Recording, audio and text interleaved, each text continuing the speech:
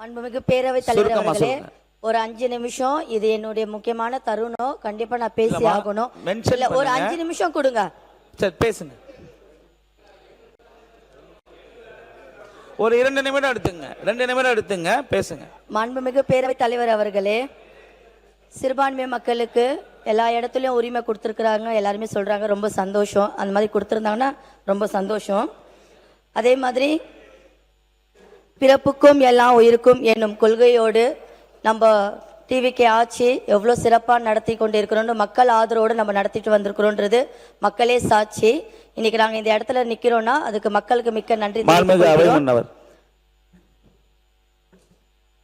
மாண்புமிகு பேரவைத் தலைவர்களே, சர்க்கார் படம் வந்துதான் நீங்கள் ஆட்சிக்கு வந்திருக்கிறீர்கள். நான் சர்க்கார் படத்தை பார்த்தேன் என்று சொன்னார்கள். இருங்க, இப்போது சர்க்கார் நடத்தக்கூடியவர் தான் நம்ம தமிழக வெற்றி கழகத்துடைய தளபதி ஜோசப் விஜய் என்பதை நீங்கள் பார்த்து கொண்டே இருக்கலாம். மாண்புமிகு உறுப்பினர் தாயிரா, சுருக்கமா உங்க கருத்தை பதிவு பண்ணுங்க. பிறப்புக்கும் எல்லா உயிருக்கும் என்னும் கொள்கையோடு நம்ம ஆட்சியில் வந்திருக்கிறோம். அதனால இந்த கொள்கை கொடுத்த தலைவருக்கு எங்கள் மனமார்ந்த நன்றியை தெரிவித்துக் கொள்கிறோம். இப்படி சவுண்ட் போட்டீங்கன்னா நான் கேட்கணும்னு அர்த்தம் கிடையாது. நீங்க சுருக்கமா முடிங்க. இல்ல நீங்க உட்காருங்க.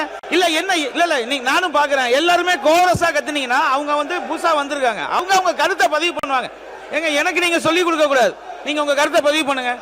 நீங்க உட்காருங்க, முதல்ல சீட்ல உட்காருங்க, முதல்ல சீட்ல உட்காருங்க. மாண்புமிகு கொறடா அவர்கள், மாண்புமிகு முன்னாள் தமிழக வெற்றி கழகத்தின் கொள்கை அவர்கள், உங்களுடைய மாண்புமிகு அவை முன்னவர், மாண்பு பேரவை துணைத் தலைவர் அவர்களே, அண்ணா கொறடா, மாண்பு இல்லை மாண்பு பேரவை துணைத் தலைவர் அவர்களே, அருள்கூர்ந்து உங்களிடத்தில் கேட்டுக்கொள்வது, ஒரு இஸ்லாமிய சமுதாயத்தை சார்ந்த ஒரு பெண், இல்லை அவர் 2 கருத்தை சொல்லணும்னு நினைக்கிறாங்க, அவ்வளோதான். இல்ல கருத்து சொல்ல வேண்டும் என்று இல்ல கருத்து சொல்ல வேண்டும் என்று கருதுகிறேன்.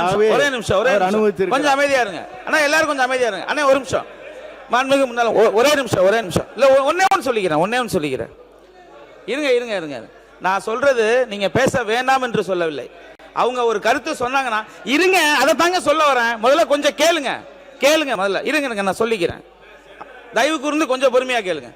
இப்போ அவங்க சைட்ல இருந்து ஒரு கருத்து சொல்றாங்க அப்படின்னா இந்த சைட்ல இருந்து சவுண்ட் போடாம நீங்க கொறடா, நீங்க ஒரு ஆள் எந்திரிச்சு பேசுங்க. நான் வேணான்னு சொல்லல, நான் அதைத்தான் கேட்கிறேன். நீங்க பேசுங்க, உங்களுக்கு வாய்ப்பு கொடுக்குறோம். வேற யாரும் சவுண்ட் போடக்கூடாது, நீங்க பேசுங்க. மாண்புமிகு பேரவைத்தலைவரே, நீங்க அலுவலக ஆய்வுக்குழுன்னு ஒரு குழு இருக்குது, அது நம்முடைய பேரவைத்தினுடைய தலைமையிலே கூடி எல்லா கட்சியும் சேர்ந்து இப்படிதான் ஒரு ஷெட்யூல் ரெடி பண்றோம். அதான் காலையில் எங்களுக்கு ஒரு பட்டியல் கொடுக்குறீங்க.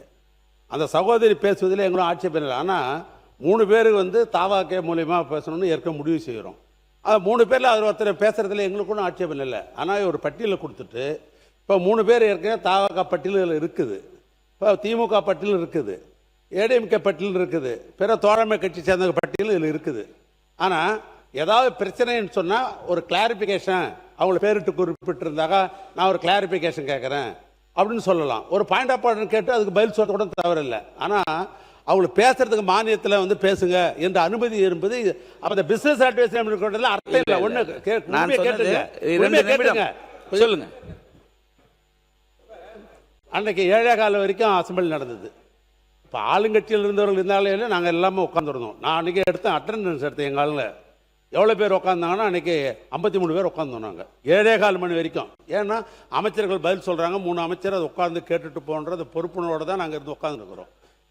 இப்படி இடையில் நீங்கள் உங்கள் இஷ்டத்துக்கெல்லாம் நுழைச்சி விட்டீங்கன்னா என்ன ஆகுன்னு கேட்டால் 7:15 கூட இன்றைக்கி முடியுமா? ஏன் இத்தனை பேர் ஏன்னாக்கா எவ்வளோ நேரம் நாங்கள் உட்காந்துருக்கணும், முது வெளியே வருது, இடைப்பட்ட காலங்கள் இப்படி விட்டுன்னு போனால் டைம் என்னான்றதுக்காக தான் வெளியே வேற ஒன்றும் இல்லை. அதனால் அவங்களுக்கு ஏதாவது இங்கே சொன்னதில் அவங்க பேர் சொல்லியிருந்தாலோ ஏதாவது கிளாரிஃபிகேஷன் கேட்கலாம் மொழிய இதில் இடைச்செருகளை வச்சு பேச அனுமதிக்கிறது அதுக்கு முன்னுதாரணம் இல்லை. நான் சொல்றேன் தம்பி, புரியுது. சாரி துணைத் தலைவரை, அதான் இதுக்கு முன்னுதாரணம் ஏற்கனவே இல்லை. அதனால நீங்க அவை முன்னவர் இவ்வளவு நாள் இருக்கிற ஏதாவது அவங்களுக்கு ஏதாவது சொல்லணுமா இல்லையா? பிரச்சனையே உண்டாக்கி இருக்கிற நீ அவை முன்னவர், மாண்புமிகு அவை முன்னவர். மாண்பு பேரவைத் தலைவர் அவர்களே, மாண்பு துணைத் தலைவர் அவர்களே, மாண்பு துணைத் தலைவர் சொன்னதற்கு பிறகு நான் அதிலே கருத்துக்கள் சொல்ல, நீங்களும் சொன்னதற்கு பிறகு கருத்துக்கள் சொல்ல விரும்பவில்லை. இதே நம்முடைய அவைத்தலைவராக இருந்த துரைமுருகன் அவர்கள் துரைமுருகன் அவர்கள் ஒரு தடவை பேசுகிற போது உங்களுக்கு தெரியும்னு நினைக்கிறேன், பெண்களுக்கு முக்கியத்துவம் கொடுத்து கொஞ்ச நேரம் பேசின என்ன தப்புன்னு சொன்னார். ஒரே நிமிடம். இப்ப அவர் ஒரு கருத்து சொன்னார். இப்போ அவை முன்னவர் ஒரு கருத்து சொன்னார். நீங்க எந்திரிச்சு ஒரு ஆள் பேசுங்க. மாண்புமிகு முன்னாள் அமைச்சர் கே என் நேரு அவர்கள், மாண்புமிகு மித்தவங்களை உட்கார சொல்லுங்க, மித்தவங்களை அட்ரஸ் பண்ணுங்க. இல்ல இதுதான் தவறுங்க. நீங்க பேசுங்க. மாண்பு பேரவை துணைத் தலைவரே, அவரோட அவை முன்னவர் அவர்கள் பெண்களுக்கு முக்கியத்துவம் தரணும்னு சொன்னார். நீங்க எங்களுக்கு கொடுக்கறதுல ஆட்சேபணம் இல்லை. தாவேகா உறுப்பினர் சார்பாக 3 பேர்த்தையுமே பெண்களை பேச சொல்லுங்க. நாங்களா வேணாங்கிறோம், நீங்க புதுசா இல்லைன்னா எங்களுக்கு ஒரு ஆளுக்கு வாய்ப்பு கொடுங்க மறுபடியும். அப்ப அதிமுகவுக்கு ஒரு ஆளுக்கு வாய்ப்பு கொடுங்க, பாட்டாளி மக்கள் கட்சி ஒரு வாய்ப்பு. அவை முன்னவர், மற்றவங்க சத்தம் போடாதீங்க. நீங்க உங்க கருத்தை சொல்லுங்க. மாண்புமிகு எதிர்க்கட்சியுடைய துணைத் தலைவர் முன்னாள் அமைச்சர் அவர்கள் பேசுகிற போது சொன்னார்கள். இது நான் இந்த கருத்தை எதுக்காக சொல்றேன்னா, இதே சட்டமன்றத்தில் முன்னாள் அவைத்தலைவராக இருந்த நீர்வளத்துறை அமைச்சர் இந்த கருத்தை சொல்லியிருக்கான்னு சொல்லியிருக்கேன். முன்னாள் அமைச்சர் நீங்க மென்ஷன் மட்டும் பண்ணுங்க, புரியுதுங்களா? மென்ஷன் மட்டும் பண்ணுங்க. ஏதாவது விஷயம்னா மென்ஷன் பண்ணுங்க, இல்லைன்னா உங்க டைம் வரும்போது நீங்க பேசுங்க. பேசுறதுக்கே கொடுக்க மாட்டேங்கிறீங்களே தலைவரே, ஒரு 5 நிமிஷம். சரி, மாண்புமிகு உறுப்பினர் கா வைத்தியலிங்கம், மாண்புமிகு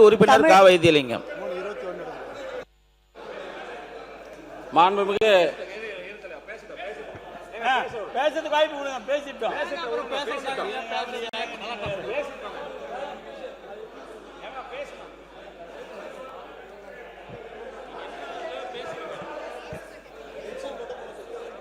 பேரவைத் தலைவர் அவர்களே, இஸ்லாமிய மக்களுக்கு ஹஜ் பயணத்துக்கு 35,000 ரூபாய் மானியம் கொடுத்திருக்கிற மாண்புமிகு முதல்வர் அவர்களுக்கு இஸ்லாமிய சமுதாயத்து சார்பாக நன்றியை தெரிவித்துக் கொள்கிறோம். அது மட்டும் அல்லாம சில கோரிக்கைகள் நாங்கள் கொடுத்துறோம், அமைச்சருக்கு நம்ம சொல்லிடுறோம். நீங்க லெட்டர்ல எழுதி கொடுத்துருங்க. இல்ல ஒரு 2 இது கொடுத்துறோம். கொஞ்சம் ஏங்க பேசுவீங்க? சமுதாய மக்களுக்கு உங்க சவுண்ட் தான் அதிகமா வருது. அவைய கண்ணியமா நடத்த நீங்க தான் உதவி. மேலும் பள்ளி வாசல்களில் உள்ள கொஞ்சம் சைலண்டருங்க.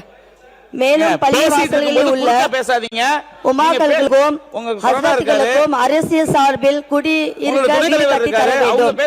பிறப்புக்கும் எல்லா உயிருக்கும் கொடுத்திருக்க கொள்கையோடு உரிமையோடு நாங்கள் கேட்டுக்கொள்கிறோம். எங்களுக்கு உரிமையும் கேட்கிறோம், எங்களுடைய அத்தியாவசிய பொருட்களையும் நாங்கள் கேட்டுக்கொள்கிறோம். இஸ்லாமியர்களின் பாதுகாவலராக எங்களுக்கு ஒரு பிரச்சனைனா முதல் குரல் கொடுத்தவர் எங்கள் தலைவர் தளபதி மட்டுமே. இது எங்கள் உரிமை, எங்கள் உரிமையோடு நாங்கள் கேட்டுக்கொள்கிறோம். நன்றி. நீங்க ஒரே நிமிஷம் மென்ஷன் மட்டும் பண்ணுங்கம்மா. வாலாஜால வன்னிவேடு பிற்படுத்தப்பட்ட ஒரு நலத்துறை அமைச்சர், வாலாஜா வன்னிவேடு பிற்படுத்தப்பட்ட ஒரு நலத்துறை அமைச்சர்.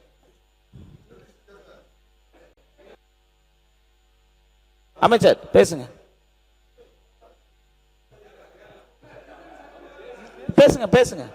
மாண்புமிகு பேரவைத் தலைவர் அவர்களே, மாண்புமிகு முன்னாள் அமைச்சர் மூத்த உறுப்பினர் எதிர்க்கட்சியின் கொறடா அண்ணன் ஏவா வேலு அவர்கள் கேட்டிருந்தார். இடஒதுக்கீடு தொடர்பாக வெளியிட்டுள்ள கொள்கை விளக்க குறிப்பேட்டில் அருந்தேர் உள் ஒதுக்கீடு குறித்த விவரம் இடம்பெறவில்லை என்று தெரிவிக்கப்பட்டுள்ளது.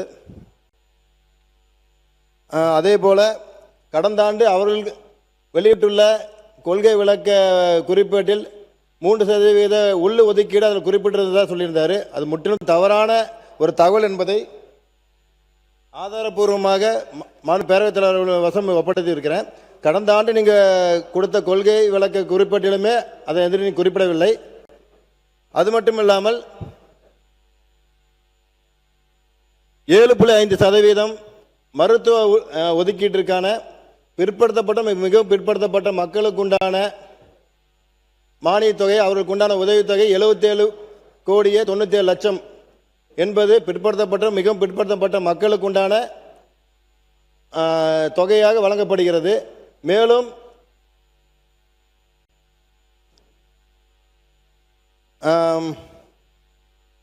சமூக நீதித்துறையின் சார்பாக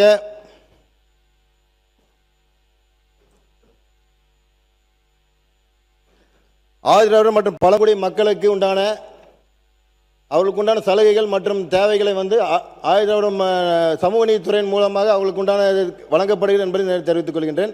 அதனால் எந்த ஒரு மக்களுக்கும் நமது அரசு எந்த ஒரு பாரபட்சம் இல்லாமல் செயல்படுத்திக் கொண்டிருக்கிறது. எந்த ஒரு திட்டங்களும் மக்களுக்கு உண்டான திட்டங்களை எதுவுமே நமது அரசு பின்வாங்கவில்லை என்பதை இந்த அவையின் மூலம் தெரிவித்துக் கொள்கின்றேன். நன்றி, வணக்கம்.